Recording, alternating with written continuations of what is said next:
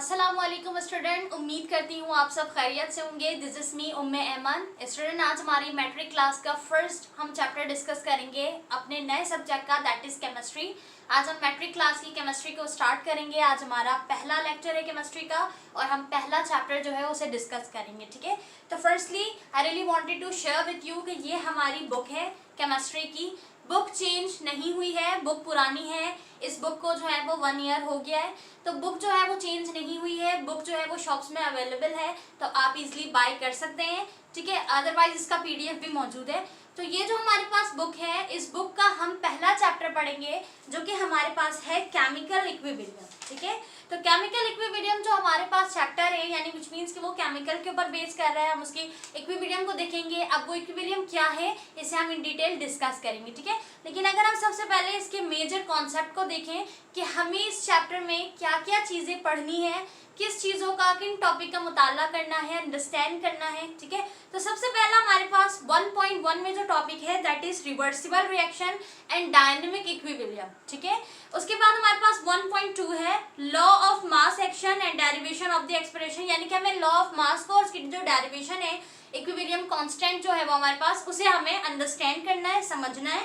उसके बाद हमारे पास 1.3 that is equilibrium constant and its unit. Equilibrium constant को समझेंगे, उसके यूनिट्स को समझेंगे। And the last that is 1.4 importance of equilibrium constant, यानी कि आपका पूरा ये जो पहला चैप्टर है वो बेस करता है इक्विलिब्रियम के ऊपर, केमिकल्स के ऊपर। ठीक है, केमिकल इक्विलिब्रियम के ऊपर। तो फर्स्टली हम अगर डिस्कस करें केमिकल इक्विलिब्रियम को, तो उससे पहले हमें कुछ बेसिक चीज़ें, बेसिक कॉन्सेप्ट रिवाइज करना पड़ेगा, क्लियर करना पड़ेगा, ताकि हमारे जो आगे के नए टॉपिक हैं उसे समझने में काफ़ी मदद हो, आसानी हो। ठीक है, तो हम जिस टॉपिक को पढ़ेंगे, सबसे पहले अगर हम कुछ बेसिक टॉपिक को लेके चलें, कुछ बेसिक टॉपिक को डिस्कस करें, तो मैं 1.1 की बात कर रही हूँ। तो स्टूडेंट, हम जस्ट अभी 1.1 के कुछ टॉपिक को अंडरस्टैंड करेंगे। सही है, 1.1 को इंशाल्लाह इस वीडियो में कंप्लीट करेंगे। तो उसमें हम सबसे पहली चीज जो देखेंगे that is chemical reaction. Right, हम देखेंगे केमिकल रिएक्शन को समझेंगे। इसके साथ साथ ही हम केमिकल इक्वेशन को भी समझेंगे कि केमिकल इक्वेशन जो है हमारे पास वो क्या होती है। ठीक है, केमिकल रिएक्शन, केमिकल इक्वेशन में क्या फर्क है। अक्सर स्टूडेंट इसको सेम समझते हैं, ठीक है, लेकिन इनमें डिफरेंस है। क्या डिफरेंस है, ये दोनों क्या है, इसे समझेंगे। साथ ही हम इसकी टाइप्स को पढ़ेंगे। ठीक है, टाइप्स ऑफ रिएक्शन, यानी कि जैसे हमारे पास रिवर्सिबल और इरिवर्सिबल रिएक्शन है, तो हम पहले समझेंगे कि ये रिवर्सिबल और इरिवर्सिबल रिएक्शन होता क्या है। ठीक है, तो हम यहाँ पे टाइप ऑफ रिएक्शन को देखेंगे बेसिकली। उसके अलावा हम जो है वो इक्विलिब्रियम को समझेंगे, दैट इज वेरी इंपॉर्टेंट, क्योंकि ये हमारे पास इसी के ऊपर तो हमारा पूरा टॉपिक बेस्ड कर रहा है। तो केमिकल इक्विलिब्रियम को हम इंडिविजुअल अंडरस्टैंड करेंगे, इसकी हेडिंग को समझेंगे, फिर उसके बाद जो कॉन्सेप्ट आपकी बुक में मर्ज करके दिया गया है रिवर्सिबल रिएक्शन के साथ, उसके साथ उसे डिस्कस करेंगे। तो पहले हम इंडिविजुअल मतलब अलग अलग समझेंगे, कॉन्सेप्ट लेंगे, टॉपिक को समझेंगे कि ये है क्या, किस चीज के बारे में बात हो रही है। उसके बाद हम डायनेमिक इक्विलिब्रियम को समझेंगे, ये भी अलग है। ठीक है, ये एन होगा हमारे पास कि इक्विलिब्रियम क्या है, फिर हमारे पास डायनेमिक इक्विलिब्रियम क्या है। सही है, इसे हम डिस्कस करेंगे।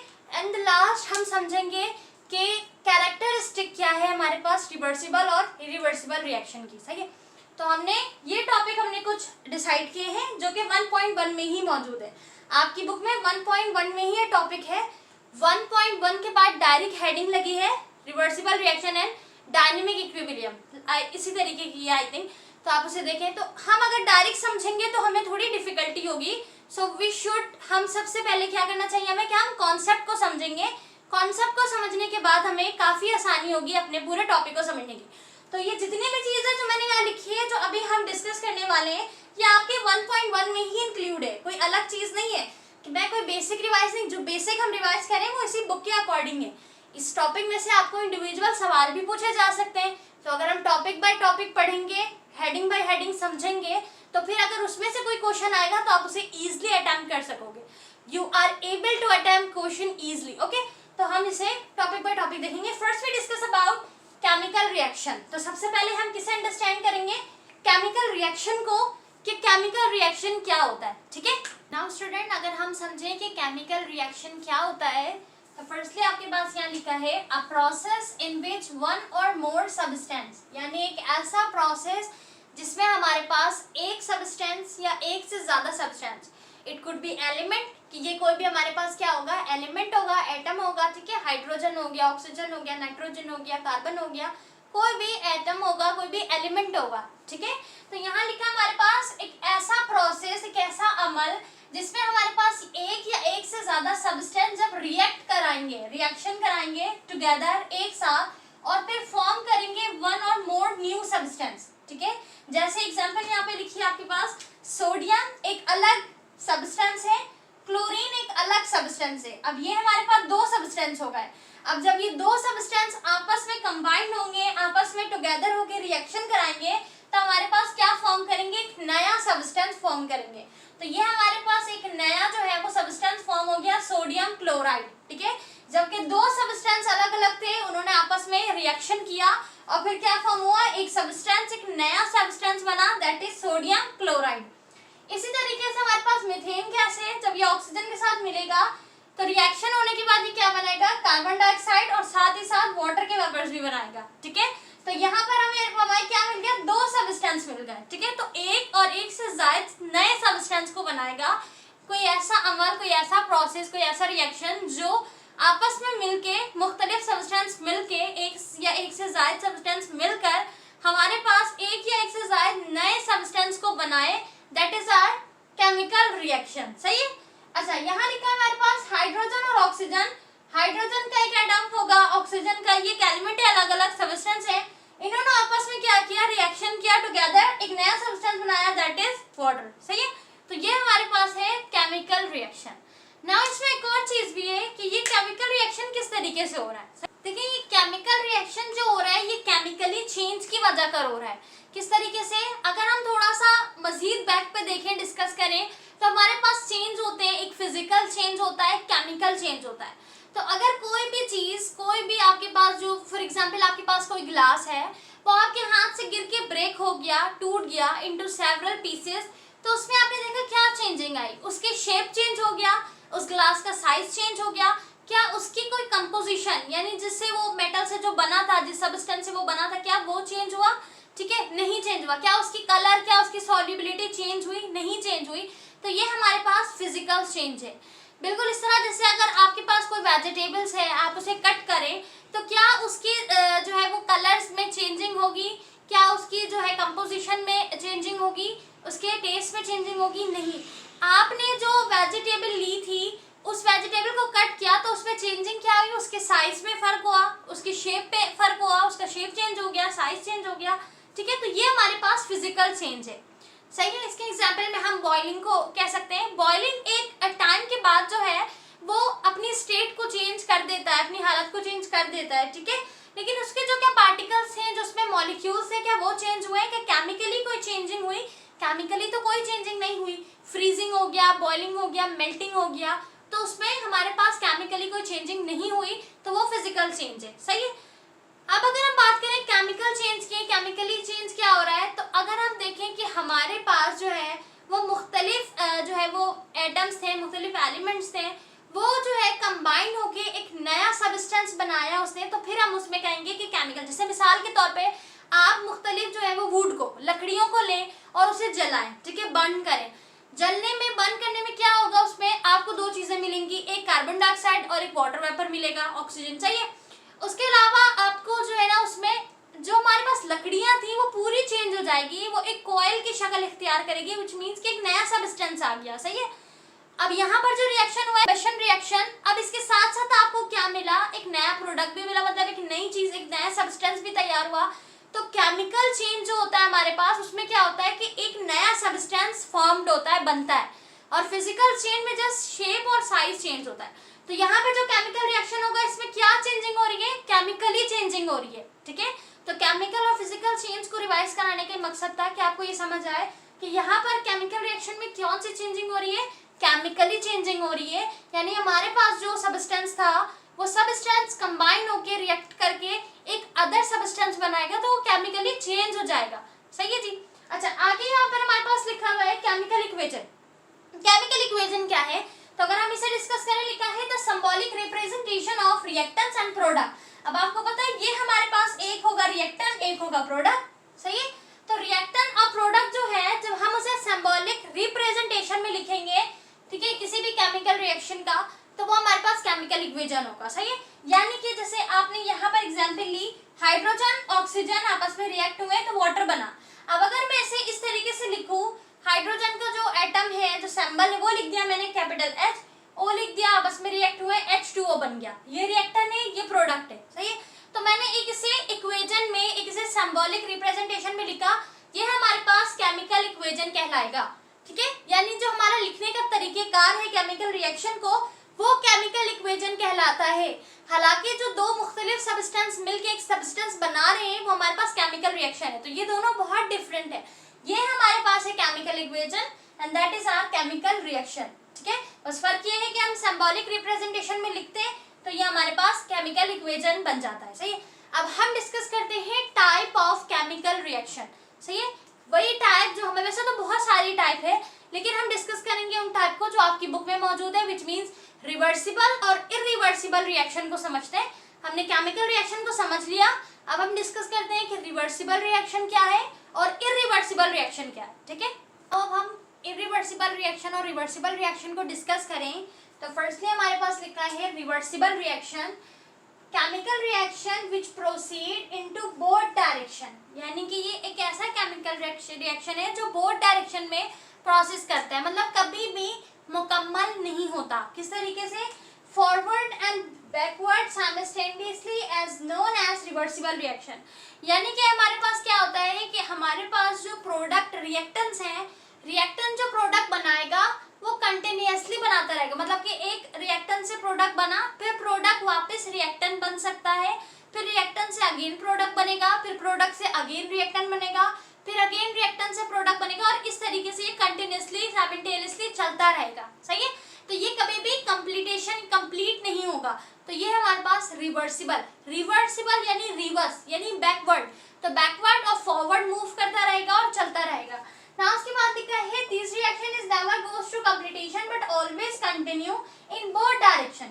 ये ऐसा रिएक्शन है जो कभी भी मुकम्मल नहीं होता, कंटिन्यू रहता है दोनों डायरेक्शन में। ऐसा नहीं है कि रिएक्टेंट से प्रोडक्ट बन रहा है तो बस रिएक्टेंट से ही प्रोडक्ट बने जा रहा है और रिएक्शन मुकम्मल नहीं, दोनों साइड विच मींस दोनों बोथ डायरेक्शन, यानी कि रिएक्टेंट से प्रोडक्ट बनता जाएगा तो फिर प्रोडक्ट से वापस रिएक्टेंट की स्टेट में भी आएगा, प्रोडक्ट से रिएक्टेंट भी बनेगा, ठीक है। दोनों तरफ जो है वो कंटिन्यू रहेगा, रुकेगा नहीं, कंप्लीट नहीं होगा।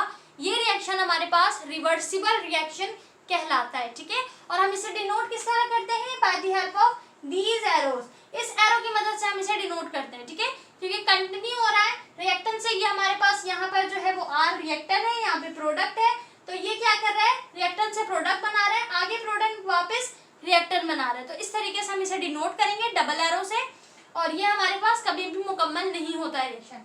एग्जाम्पल आपको यहाँ पर दी गई है कि हमारे पास हाइड्रोजन है, यहाँ पे आयोडीन है, ये हाइड्रोजन आयोडीन मिलके जो है वो एक कंपाउंड, एक नया सब्सटेंस बना रहे हैं। अब ये मुकम्मल नहीं हो रहा है, ये वापस अपने रिएक्टेंट में जा रहा है, ये वापस अपने यहाँ पे प्रोडक्ट बना रहा है, ये वापस रिएक्टेंट, तो इस तरीके से ये चलता रहेगा रिवर्सिबल रिएक्शन। इस तरीके से यहाँ पर हमारे पास एक और एग्जांपल है अमोनिया गैस की, कि हमारे पास नाइट्रोजन और NH3 जो हमारे पास होता है, तो क्या करेगा? कंटिन्यू हमारे पास NH3 बनाएगा, फिर वापस रिएक्टेंट, फिर वापस प्रोडक्ट, तो कभी भी मुकम्मल नहीं होगा। ऐसा रिएक्शन हमारे पास रिवर्सिबल रिएक्शन कहलाता है। Let's we talk about irreversible reaction. Irreversible reaction क्या है? यानी कि chemical reaction which proceed to completion in one direction, यानी बिल्कुल अपोजिट ऑफ रिवर्सिबल के, यानी ऐसा रिएक्शन जिसमें एक ही डायरेक्शन में आपका जो है वो क्या हो, रिएक्शन मुकम्मल हो जाए, और ये हमारे पास जो है वो क्या कहलाता है? Irreversible reaction. साथ ही साथ in this reaction reactants are completely converted into product. इस रिएक्शन में हमारे पास जो हमारा रिएक्टेंट है वो एक ही बार कन्वर्ट हो जाता है प्रोडक्ट में। जैसे आपने लिया NaCl को, NaCl ने यहाँ पर हमारे पास सोडियम और आपने क्लोरीन को लिया, इसके साथ मिलके NaCl बना दिया, तो यहाँ पर हमारे पास जो प्रोडक्ट बना है वो कंप्लीट हो गया रिएक्शन। अब ये प्रोडक्ट वापस रिएक्टेंट नहीं बना सकेगा, ठीक है।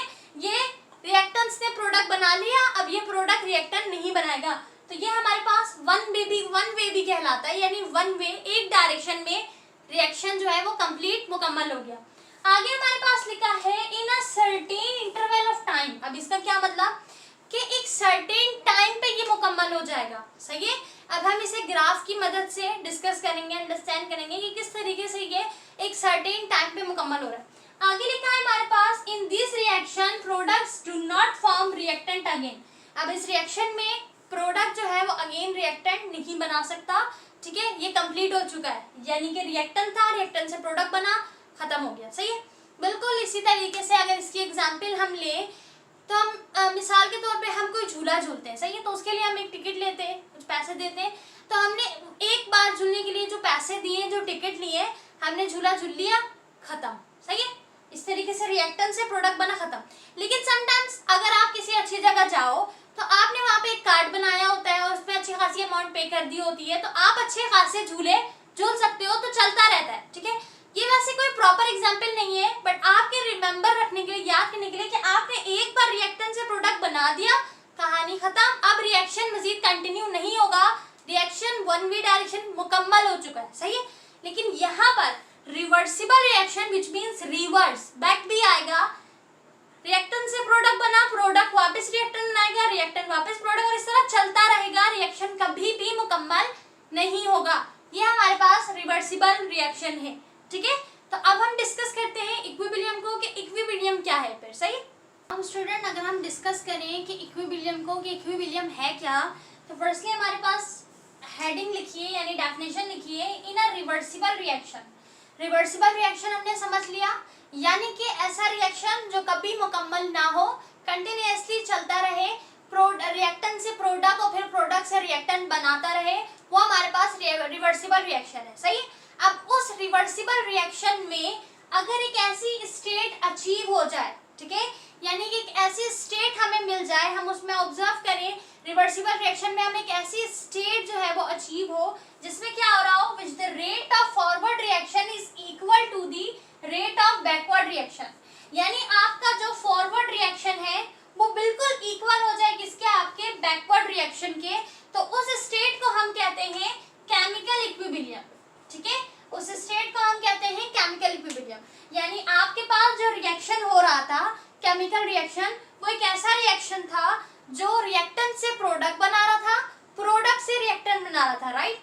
अब प्रोडक्ट से रिएक्टेंट बनाएगा तो हमारा जो प्रोडक्ट है वो कभी कहीं ना कहीं क्या होगा, जीरो होगा। क्यों? क्योंकि रिएक्टेंट अभी बिल्कुल स्टार्ट हुआ है प्रोडक्ट बनाना, तो रिएक्टेंट तो आपके पास कोई ना कोई स्पेसिफिक अमाउंट में मौजूद है, बट आपका प्रोडक्ट अभी बिल्कुल भी नहीं बना। तो रिएक्टेंट जब प्रोडक्ट बनाना शुरू करेगा तो फिर क्या होगा, हमारे पास प्रोडक्ट अभी कम है क्योंकि वो आहिस्ता आहिस्ता बन रहा है, बट वो जब कंटिन्यूअसली बनेगा यानी रिएक्टेंट प्रोडक्ट बना लेगा मुकम्मल, फिर वो अगेन जो आपका प्रोडक्ट है वो रिएक्टेंट को दोबारा बनाने के लिए उस प्रोडक्ट को यूज करेगा, तो क्या होगा, एक आपको एक ऐसा स्टेट मिलेगा, एक ऐसा पॉइंट मिलेगा जहां पे उनकी जो पोजीशन है यानी फॉरवर्ड रिएक्शन और बैकवर्ड रिएक्शन, ये क्या होगी, बिल्कुल इक्वल होगी। और वही इक्वल स्टेट हमारे पास क्या कहलाती है, इक्विलिब्रियम। क्योंकि इक्विलिब्रियम का मतलब ही क्या होता है, हमारे पास बैलेंस। ठीक है। बैलेंस, इक्विलिब्रियम का मतलब ही होता है बैलेंस स्टेट, जो बिल्कुल बैलेंस्ड हो। अब इसमें क्या बैलेंस्ड होगा, बैकवर्ड रिएक्शन से फॉरवर्ड रिएक्शन जो है, फॉरवर्ड रिएक्शन बैकवर्ड रिएक्शन बिल्कुल बैलेंस होगा, इक्वल होगा एक ऐसे पॉइंट में, तो हमारे पास ये इक्विलिब्रियम कहलाता है। सही है। तो अभी हम इसका एक ग्राफ जो है वो भी डिस्कस करेंगे, ग्राफ देखेंगे तो उसमें हमें समझ आएगा। सही है। नीचे क्या लिखा है, ये लिखा है कि एट इक्विलिब्रियम। अब इक्विलिब्रियम की जो स्टेट है, दी रिएक्शन डज नॉट स्टॉप। अब इसमें जो हमारा रिएक्शन है वो कभी भी स्टॉप नहीं होता, क्योंकि अगर रिएक्शन स्टॉप हो जाएगा तो वो कभी भी इक्वल नहीं होगा, इक्विलिब्रियम वहां पर नहीं होगा। जैसे हम अगर देखें इरिवर्सिबल रिएक्शन में, रिएक्टेंट से प्रोडक्ट बन गया, कंप्लीट हो गया, तो हमारे पास कोई ना कोई स्पेसिफिक अमाउंट थी रिएक्टेंट की, प्रोडक्ट जीरो था। जब रिएक्टेंट ने प्रोडक्ट बनाया तो वो अमाउंट प्रोडक्ट पे चली गई, प्रोडक्ट बन गया। सही है। क्योंकि हम स्पेसिफिक अमाउंट लेते हैं कि हमने इतना रिएक्टेंट लिया है, व्हिच मींस कि हमें इतना ही प्रोडक्ट चाहिए। तो जब हमने रिएक्टेंट लिया तो हमने प्रोडक्ट बना लिया, तो ये क्या इक्वल होगा, कभी भी इक्वल नहीं होगा। ठीक है। जो स्पेसिफिक अमाउंट हमारे पास रिएक्टेंट में थी, अब वो प्रोडक्ट में चला गया, प्रोडक्ट बन गया। रिएक्टेंट के पास अब नहीं है कुछ कि वो अगेन प्रोडक्ट बनाए या आपका प्रोडक्ट अगेन रिएक्टेंट बनाए, ये कंप्लीट हो चुका है। तो इरिवर्सिबल तो बिल्कुल नहीं। तो रिवर्सिबल जो हमारे पास रिएक्शन है वो एक जगह पे एक ऐसी स्टेट को अचीव करेगा, एक ऐसे पॉइंट पे पहुंचेगा जहां पर आपका रिएक्शन जो है फॉरवर्ड रिएक्शन बैकवर्ड रिएक्शन के बिल्कुल इक्वल होगा, बैलेंस होगा, और इसी बैलेंस स्टेट को हम इक्विलिब्रियम कहते हैं। सही। आगे फिर ये लिखा है हमारे पास दिस प्रोसेस, अब इस प्रोसेस में is always continue but with the passage of time. अब ये प्रोसेस ऐसा है जो बिल्कुल कंटिन्यू रहता है but with the passage of time. अब ये जो पैसेज ऑफ टाइम है, जो हमारे पास रेट है, रेट ऑफ, जो हम कह रहे हैं rate of forward reaction, rate of backward reaction, which means at the passage of time. Rate हम कहते हैं बेसिकली, रेट यहाँ पे at the passage of time है। ठीक है, जो हमारे पास हम जो रेट का जिक्र कर रहे हैं वो क्या है, टाइम है। सही है, at the passage of time हमारे पास क्या होगा, वो कंटिन्यू रहेगा। आगे हमारे पास लिखा हुआ है देयर इज नो चेंज, इसमें कोई तब्दीली नहीं आएगी। किसमें, आपकी कंसंट्रेशन ऑफ रिएक्टेंट में, यानी जो आपका रिएक्टेंट था या आपका जो प्रोडक्ट था उसकी कंसंट्रेशन में कोई भी चेंज नहीं आएगा। सही है, जैसे अमोनिया गैस है हमारे पास NH3, तो NH3 जब एक रिएक्टेंट है फिर वो प्रोडक्ट बनाएगा, प्रोडक्ट से दोबारा, तो क्या उसमें कोई चेंजिंग आएगी, क्या उनके सब्सटेंस में चेंजिंग आ रही है, उनकी कंसंट्रेशन में क्या चेंजिंग आ रही है, नहीं आ रही, तो उनकी कंसंट्रेशन में कोई चेंजिंग तब्दीली नहीं आएगी। लिखा है due to the same rate of reaction. अब ये पूछा जाए आपसे कि उनके रिएक्टेंट और प्रोडक्ट में कोई चेंजिंग क्यों नहीं आ रही है उनकी कंसंट्रेशन में, due to the reason of rate of reaction आपका सेम है। ठीक है, रेट ऑफ रिएक्शन मतलब जो मैंने अभी आपको बताया time of passage of time, ये आपका सेम है, तो इसलिए कोई चेंजिंग, कोई तब्दीली नहीं आ रही है। तो हम एक ग्राफ को डिस्कस करते हैं। ठीक है, जो हमारे पास है कंसंट्रेशन वर्सेस टाइम और concentration versus rate versus time, तो इसे डिस्कस करते हैं। हमें ये पॉइंट और ये पॉइंट समझ आ जाएगा कि हाँ ये कहाँ पर मीट कर रहा है, ये कहाँ पर हमें वो पॉइंट अचीव होगा जिसे हम इक्विलिब्रियम स्टेट कहेंगे इन रिवर्सिबल रिएक्शन। सही है, तो हम ग्राफ को डिस्कस करते हैं, फिर हम अपना लास्ट टॉपिक डिस्कस करेंगे that is dynamic equilibrium. Okay, अब स्टूडेंट, अब यहाँ पर हम कुछ ग्राफ की मदद से अपने इक्विलिब्रियम को समझेंगे। ठीक है, काफी इजी ग्राफ है, कोई डिफिकल्ट नहीं है। तो अगर हम देखें अपने ग्राफ में, तो पहला हमें ग्राफ दिया है कंसंट्रेशन वर्सेस टाइम, यानी कि कंसंट्रेशन में हमने पढ़ा कोई चेंज नहीं आता, और हमने ये देखा कि एक टाइम पे एक ऐसा टाइम आएगा रिवर्सिबल रिएक्शन में कि आपके पास आपको अचीव होगी एक ऐसी स्टेट जो बिल्कुल बैलेंस हो, इक्विलिब्रियम हो। ठीक है, उसी को हम इक्विलिब्रियम कह रहे थे कि वो बैलेंस थी, इक्वल था उसमें हमारा फॉरवर्ड और हमारा बैकवर्ड रिएक्शन। सही है, यानी हमारा जो रिएक्टेंट और प्रोडक्ट है वो बिल्कुल क्या था, इक्वल था। तो किस तरीके से देखें, सबसे पहले ये हमारे पास दो एक्सिस, एक एक्स एक्सिस एक वाई एक्सिस, एक पे हमारे पास टाइम है, एक पे हमारे पास कंसंट्रेशन है। ठीक है, किसकी, रिएक्टेंट की, प्रोडक्ट की। तो हमारा जो प्रोडक्ट है वो अभी कहीं ना कहीं क्या पे, जीरो पर है। ठीक है, प्रोडक्ट है हमारा कहाँ पर, अभी जीरो पर है हमारा प्रोडक्ट। सही है, क्योंकि बिल्कुल नहीं बना, और ये जो रिएक्टेंट है हमारा कहीं ना कहीं वो बिल्कुल मैक्सिमम पर होगा, कोई ना कोई स्पेसिफिक अमाउंट होगी आपके रिएक्टेंट की। तो प्रोडक्ट के निस्बत वो कहाँ पर है, मैक्सिमम पे, क्योंकि प्रोडक्ट आपका अभी जीरो है, अभी रिएक्शन स्टार्ट नहीं हुआ। सही है, अब क्या होगा, आहिस्ता आहिस्ता जब रिएक्शन स्टार्ट होगा तो आपका रिएक्टेंट जब रिएक्शन करेगा तो आहिस्ता आहिस्ता ये डाउन की तरफ आ रहा है। सही, और प्रोडक्ट आपका आहिस्ता आहिस्ता जब बनना शुरू होगा तो फिर वो किसकी तरफ जा रहा है, अपवर्ड जा रहा है। ठीक है, ये बैकवर्ड, ये अपवर्ड जा रहा है। फिर एट द एंड क्या होगा कि ये ऐसे पॉइंट पे मीट कर देगा, ठीक है, जहां पर ये बिल्कुल इक्वल हो जाएगा, यानी कि जब ये इस तरीके से फॉरवर्ड पे जाएगा और ये बैकवर्ड पे जाएगा, हमारे पास रिएक्टेंट प्रोडक्ट बनते बनते और प्रोडक्ट से जो रिएक्टेंट वापस बन रहा है, एक ऐसी स्टेट आएगी जहां पे ये बिल्कुल क्या होंगे, इक्वल हो जाएंगे हमारे पास। सही है, और इसकी बेस्ट एग्जांपल आपको, अगर आप डेली लाइफ से, अगर आप बायो से देखिए इसकी डेली एग्जांपल को ह्यूमन बीइंग से, तो हमारे पास एक ऐसा ऑर्गेनिज्म है जैसे आंट, चूटी, एक ऐसी ऑर्गेनिज्म है जो हमारे पास किस तरीके से वर्क करती है, रिवर्सिबल की तरह। जैसे मिसाल के तौर पे वो जब अपना घर बनाती है तो मुख्तलिफ सैंड्स, मिट्टी वगैरह जमा करती है, राइट। तो फिर वो क्या करती है, कंटिन्यूसली उसको लेकर जा रही होती है और एक जगह पर पहुंचा रही होती है। सही है, तो एक आंट जा रही है, दूसरी आ रही है, फिर वो दूसरा हिस्सा लेकर जा रही है, पहुंचा रही है, तो एट द एंड क्या होगा, एक ऐसी स्टेट आएगी जहां पे वो मीट करेंगी, मिलेंगी, तो वही वो क्या हो रहा है, बैलेंस हो रहा है। ये एग्जाम्पल आपको समझाने के लिए जस्ट कि इसी तरीके से हमारा जब प्रोडक्ट है, रिएक्टेंट है, प्रोडक्ट बना रहा है, फिर हमारे प्रोडक्ट से रिएक्टेंट बन रहा है, इस तरीके से क्या होगा कि प्रोडक्ट हमारा जीरो पर था और रिएक्टेंट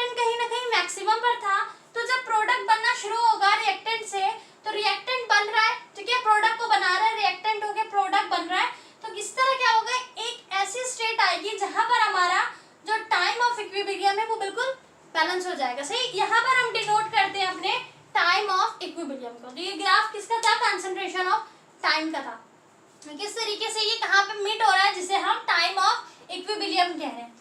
नाउ अगर हम बात करें रेट वर्सेस टाइम की, कि किस तरीके से फॉरवर्ड रेट और बैकवर्ड रेट इक्वल होगा जब हमारा रिवर्स रेट, ठीक है, यानी जो रिवर्स है, यानी जब रिएक्टेंट ने प्रोडक्ट बना लिया, प्रोडक्ट से जो रिएक्टेंट बनने की बारी है, इनके रिवर्स रिएक्शन है वो अभी जीरो है, ठीक है। एक प्रोडक्ट आपको बन के मिल गया, अब अगेन वो रिएक्टेंट के पास जाएगा, तब तक तो वो जीरो है, और हमारा जो फॉरवर्ड था वो कहीं ना कहीं मैक्सिमम पे। तो इस तरीके से जब ये क्या करेगा, अगेन जब प्रोडक्ट हमारा रिएक्टेंट बनाएगा, तो फिर क्या होगा कि ये प्रोडक्ट रिएक्टेंट बना रहा है और यहाँ से भी ये वापस आ रहा है। सही है, तो एक टाइम ऐसा आएगा जहां पर ये दोनों इक्वल हो जाएंगे, यहाँ पर ये इक्वल हो गए। सही है, तो बाकी ये जो जितना हिस्सा है हमारे पास, ये क्या हो गया, इक्वल रेट हो गया, ठीक है। तो इस तरीके से हमारे पास ये इक्वल होते हैं, और इनके इक्वल रेट, जो इनका रेट इक्वल होने की वजह कर इनकी कंसंट्रेशन में कोई फर्क नहीं पड़ता, ठीक है। तो ये ग्राफ था जस्ट हमें समझाने के लिए कि कहाँ पर हमें टाइम ऑफ इक्विलिब्रियम जो है वो मिलता है, और किस तरीके से रेट जो है फॉरवर्ड रिएक्शन और बैकवर्ड रिएक्शन का सेम होता है, इक्वल होता है, ठीक है। नाउ अब हम डिस्कस करते हैं डायनेमिक इक्विलिब्रियम को। नाउ अब हम फाइनली अगर डिस्कस करें डायनेमिक इक्विलिब्रियम को, फर्स्टली आप इसे इस तरीके से समझें, एक एग्जाम्पल लेते हैं हम और उस एग्जाम्पल से समझते हैं।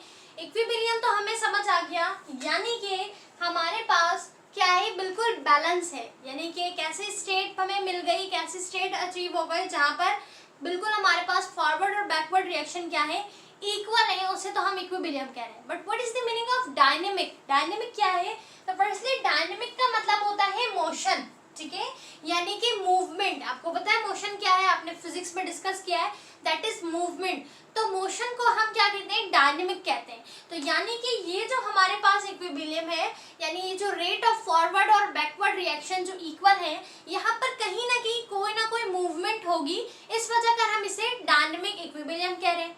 अब क्वेश्चन ये है कि यहाँ पर डायनेमिक इक्विलिब्रियम यानी मूवमेंट हो रही है, तो फिर ये इक्विलिब्रियम बैलेंस कैसे है, ये तो इम्बैलेंस हो जाना चाहिए, ठीक है, क्योंकि जब मूवमेंट होगी तो ऑब्वियसली ये इम्बैलेंस हो जाएगा। बट ये किस तरीके से बैलेंस है, तो अगर हम इसे एग्जाम्पल से समझें, तो यहाँ पर हमारे पास एक कंटेनर है, राइट।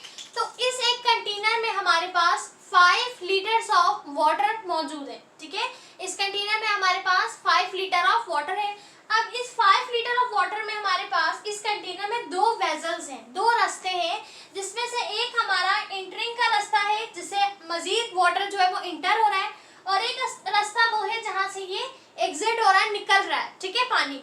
तो अब हमारे पास जो एक वेसल है उसमें से एक 1 लीटर ऑफ वाटर, एक स्पेसिफिक अमाउंट में 1 लीटर ऑफ वाटर जो है इस कंटेनर में पानी क्या हो रहा है, इंटर हो रहा है, ठीक है। अब अगर ये वेसल नहीं होता तो वाटर की जो अमाउंट थी वो बढ़ती, 5 से 6 होती, 6 से 7 होती, 7 से 8 होती, राइट।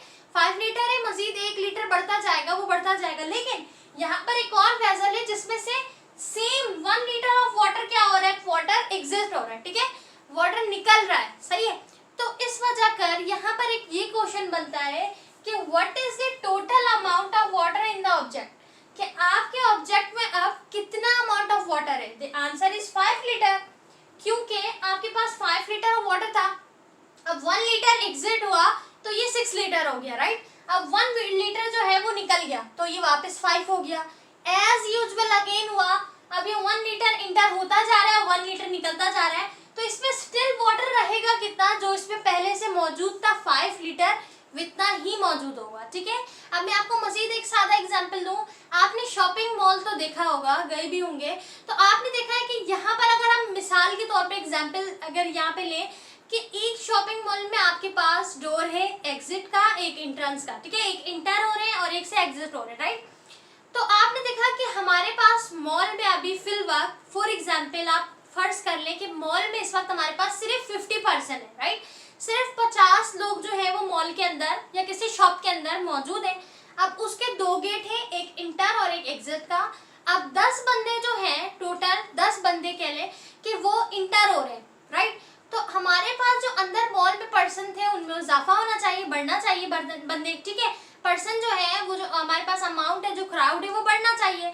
लेकिन साथ ही साथ जो हमारे पास एग्जिट डोर है वहां से भी 10 बंदे निकल रहे हैं शॉपिंग करके, ठीक है। आप ये कह लें एग्जाम्पल के वो निकल रहे हैं, तो 10 बंदे आ रहे हैं, 10 बंदे जा रहे हैं, कंटिन्यूसली ये प्रोसेस हो रहा है, ठीक है। तो यहाँ पर हमारे पास एक तो रेट ऑफ फॉरवर्ड और रेट ऑफ बैकवर्ड यानी इंटरिंग और जो एग्जिट हो रहा है वो क्या है, बिल्कुल इक्वल है। यहाँ पर क्या है, कौन सी स्टेट है, इक्विलिब्रियम की स्टेट है, राइट। अब हमारे पास जो रिमेन्स बाकी जो अमाउंट थी वो क्या है, सेम है, ठीक है। लेकिन सेम होने के साथ साथ उसमें मूवमेंट भी हो रही है, तो इसे हम कहेंगे डायनेमिक इक्विलिब्रियम, राइट। तो आपने क्या देखना है कि हमारे पास डायनेमिक का मतलब होता है मोशन। तो अगर हम डायनेमिक इक्विलिब्रियम की बात करें तो हमारा रेट ऑफ फॉरवर्ड रिएक्शन, ठीक है, rate of forward reaction equal होगा रेट ऑफ बैकवर्ड रिएक्शन के, राइट। तो rate of forward rate of backward के इक्वल होगा, बट जो हमारे पास अमाउंट है, अमाउंट हमारे पास रिमेन्स कांस्टेंट ही रहेगी, सेम रहेगी। एंड लास्ट हमारे पास इसमें एक और चीज होगी ऐड, दैट इज मूवमेंट, ठीक है। मूवमेंट होगी, मूविंग होंगे, ठीक है, मॉलिक्यूल्स मूव कर रहे हैं, कोई भी आपके पास फेज है तो इस तरीके से सब्सटेंस मूव कर रहे हैं, तो यहाँ पे कंटिन्यूअसली रिएक्शंस हो रहा है, ठीक है, बैकवर्ड फॉरवर्ड हो रहा है और दोनों एक टाइम पे इक्वल है, इक्विलिब्रियम स्टेट पे है और यहाँ पर मूवमेंट भी हो रही है, तो मूवमेंट की वजह कर हम इसे कहेंगे डायनेमिक इक्विलिब्रियम, सही है जी। तो ये हमारे पास ये हो गया। अब साथ ही साथ एक और चीज वो ये है कि हम इक्विलिब्रियम को डायनेमिक इक्विलिब्रियम भी कहते हैं। क्यों क्यों कहते हैं, क्योंकि हमारे पास जब कोई भी फॉरवर्ड रिएक्शन बैकवर्ड रिएक्शन करेगा तो वो एक टाइम पे इक्वल होगा, तो ये तो समझ आ गया वो इक्विलिब्रियम है। लेकिन हर इक्विलिब्रियम को डायनेमिक कहना क्या सही है, तो हम उसे कहेंगे बिल्कुल, किस तरीके से, क्योंकि उनकी रिएक्शन में उनके फेजेस में कोई ना कोई तो चेंजिंग आएगी, ऑब्वियसली आएगी। अगर वो गैस था उसने रिएक्शन किया, वो लिक्विड की स्टेट में चला गया, देन अगेन वो हमारे पास रिवर्सिबल रिएक्शन है, वो लिक्विड से अगेन गैस पे चला गया, फिर वो गैस से अगेन लिक्विड पे, तो उसने अपना फेस भी तो चेंज कर रहा है, तो उसमें चेंजिंग हो रही है, मूवमेंट हो रही है, तो वो डायनेमिक भी है, ठीक है। तो हमारे पास दो सवाल यहाँ से आपको मिलेंगे, एक ये कि हमारे पास केमिकल इक्विलिब्रियम को हम डायनेमिक इक्विलिब्रियम क्यों कहते हैं। द रीजन इज कि हमारे पास ये rate of forward rate of backward एक तो इक्वल है, तो ये इक्विलिब्रियम है, राइट। बट यहाँ पर एक चीज मौजूद है, देयर इज अ मूवमेंट, यहाँ पे मूवमेंट मौजूद है, इस वजह कर हम इसे डायनेमिक इक्विलिब्रियम कह रहे हैं। तो ये सवाल हमारा हो गया। दूसरा, अगर आपसे ये पूछा जाए कि क्या केमिकल इक्विलिब्रियम को हम डायनेमिक इक्विलिब्रियम कहेंगे, कि हर इक्विलिब्रियम हमारे पास every equilibrium is called dynamic equilibrium, ठीक है। ऑल्सो हम उसे डायनेमिक इक्विलिब्रियम भी कह सकते हैं। तो अगर आपसे रीजन पूछा जाए व्हाई, तो द रीजन इज कि हम जो है ना उसमें मूवमेंट को भी देख रहे हैं कि वो अपने फेजेस को भी चेंज कर रहा है, इस वजह कर हम उसे डायनेमिक इक्विलिब्रियम भी कह रहे हैं। तो यहीं पर आपको बात समझाई गई है। Firstly rate of forward reaction, rate of backward reaction, they both are same, that's why we called equilibrium. And the one thing that is the movement, movement की होने की वजह कर डायनेमिक इक्विलिब्रियम कहेंगे। आई होप कि ये topic आपको समझ आ गया होगा। हमने जितनी भी चीजें समझी हैं, जो भी समझा कॉन्सेप्चुअली आपको क्लियर हो गया होगा। नाउ अब हम अपनी बुक में से रीड करते हैं, क्योंकि हमें पेपर तो बुक में से देना है, तो हम बुक में से रीड करते हैं और देखते हैं कि हमारी बुक में क्या डेफिनेशन लिखी है, ठीक है। तो आपकी बुक में पेज नंबर 3 में, ठीक है, पेज नंबर 3 में आपके पास लास्ट पैराग्राफ में लास्ट लाइन में लिखा है द कंसंट्रेशन ऑफ रिएक्टेंट, मैं पेज अटैच भी कर दूंगी, the concentration of reactants and products becomes constant, ठीक है, the concentration of reactant and product becomes constant and this state is called dynamic equilibrium. अब इस स्टेट को डायनेमिक इक्विलिब्रियम क्यों कह रहे हैं, नीचे बोल्ड करके लिखा है rate of forward reaction equal to rate of backward reaction, ठीक है, और यहाँ पे मूवमेंट मौजूद है, that's why we say is dynamic equilibrium. अब आगे आपको ग्राफ बताया गया कि ये कहाँ पर इक्वल होगा, जो हमने पहले समझा था रेट वर्सेस टाइम पे, कि ये एक ऐसा टाइम आएगा जहाँ पे ये इक्वल हो जाएगा, सही है। तो ये आपकी पूरी आगे हम मजीद डेरिवेशन भी समझेंगे, अगले हमारा जो टॉपिक है 1.2 और वो 1.3 में, तो उसमें हम डेरिवेशन को भी डिस्कस करेंगे। आगे एक और हेडिंग जो हमने नहीं पढ़ी, that is microscopic characteristic of forward and reverse reaction. तो यहाँ पर वही सारी बात लिखी है कि सबसे पहले फॉरवर्ड रिएक्शन में ये always directed from left to right in chemical reaction, which means कि रिएक्टेंट से प्रोडक्ट हो रहा है, सही है, ग्रेजुअली स्लो डाउन हो जाता है ये। उसके बाद रिवर्स रिएक्शन आपको बताया गया है, and the last microscopic characteristic of forward and reverse reaction in dynamic equilibrium. तो इसे मार्क कीजिएगा, आपके एग्जाम्स में आ सकते हैं इस तरीके के क्वेश्चन। सही है, नीचे आपको टेस्ट योरसेल्फ दिया गया है, यहाँ पे 3 क्वेश्चन दिए हुए हैं, उसमें पूछा गया है कि राइट डाउन, आपने लिखना है कि हमारे पास कौन सा फॉरवर्ड है कौन सा बैकवर्ड है। लाइक जैसे आपके पास बुक में दिया गया है हमारे पास, अगर मैं इसे थोड़ा सा रफ कर दूं, ठीक है, यहाँ पर हमारे पास लिखा गया है N2, यानी कि हमारे पास नाइट्रोजन है, ग्राम में मौजूद है। उसके बाद हमारे पास ऑक्सीजन का मॉलिक्यूल है, ठीक है, रिएक्शन कर रहा है, दैट इज प्रेजेंट इन ग्राम। और उसके बाद ये जो है ना, जब रिएक्ट करेगा यानी कि रिवर्सिबल रिएक्शन करेगा, तो इसका प्रोडक्ट मैं नीचे लिख रही हूँ, ये हमारे पास रिएक्टेंट है, रिवर्सिबल रिएक्शन का साइन है, और जब प्रोडक्ट बनाएगा, ठीक है, नाइट्रोक्साइड बनाएगा हमारे पास। ठीक है, यहाँ आपकी बुक में लिखा है 2NO, ठीक है, ये हमारे पास क्या बनाएगा, नाइट्रोक्साइड। तो ये बैलेंस करने के लिए लगाया है 2। सही है, तो यहाँ पर nitrogen gas oxygen gas reaction करेगा, रिवर्सिबल रिएक्शन, ये प्रोडक्ट आपको मिला, ठीक है, नाइट्रोक्साइड। तो यहाँ पर आपसे इसमें पूछा ये गया है कि इसमें आपके पास ये फॉरवर्ड रिएक्शन है या रिवर्स है। ठीक है, तो ये हमारे पास फॉरवर्ड रिएक्शन है। किस तरीके से कि यहाँ पर आपके पास रिएक्टेंट था और आपने रिएक्टेंट से प्रोडक्ट बनाया, दैट इज फॉरवर्ड रिएक्शन। तो ये इस तरीके के क्वेश्चन आपको एमसीक्यूज में आ सकते हैं कि ये फॉरवर्ड है या हमारे पास रिवर्स है, तो हमारे पास ये फॉरवर्ड है। अगर हम इसको बैक लेकर जाएं, यानी कि हमारे पास प्रोडक्ट से रिएक्टेंट बनाए, तो फिर आप R लिखेंगे, which means the reverse reaction. Okay, तो 3 सवाल आपको यहाँ पे test yourself, self assessment, test yourself, do you know, इस तरीके के जो कॉलम होते हैं इसे लाजमन रीड क्या करें, एमसीक्यूज पॉइंट ऑफ व्यू के लिए इंपॉर्टेंट होगा। आई होप कि आपको लेक्चर समझ आया होगा। कोई भी क्वेश्चन हो, कोई भी चीज जो क्लियर नहीं हुई हो, you are able to ask question in the comment box. Thank you so much for watching, take care, अल्लाह हाफिज।